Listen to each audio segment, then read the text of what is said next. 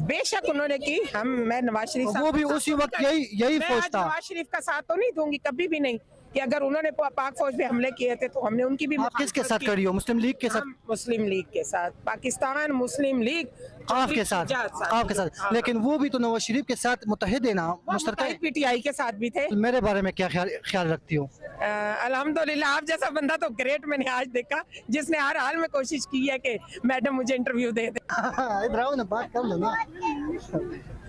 पाक फौज जिंदाबाद। जी तो नाज़रीन, मैं मौजूद हूँ यहाँ पे इस्लामाबाद प्रेस क्लब के बाहर, और यहाँ नन्ही मुन्नी बच्चियाँ हैं जिन्होंने मुझे हाथों में ये तमा दिया कि मुस्लिम लीग हर कदम पर साथ है।